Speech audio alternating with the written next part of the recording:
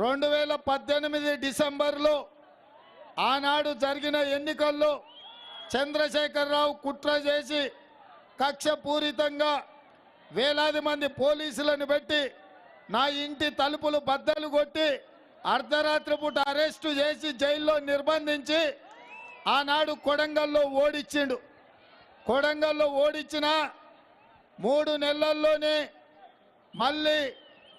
సోనియా గాంధీ రాహుల్ గాంధీ గారు ఆదేశం తీసుకొని మల్కాజ్గిరి పార్లమెంటు నియోజకవర్గంలో పార్లమెంట్ అభ్యర్థిగా నిలబడితే ఆనాడు ఈ కుకట్పల్లి బిడ్డలే, ఈ కార్యకర్తలే, ఈ ఆడబిడ్డలే, ఈ వేలాది మంది ఇవాళ ఇక్కడ హాజరైనోళ్ళు,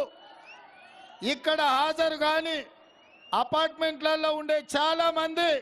విజయనగరం శ్రీకాకుళం ప్రాంతం నుంచి ఇక్కడ నివసిస్తున్న మా సోదరులు అందరూ కలిసి ఆశీర్వదించి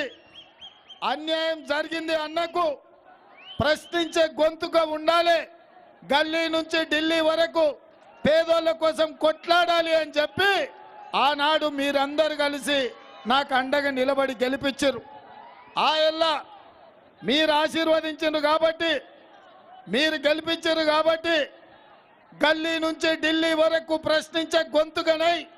మీ సమస్యల మీద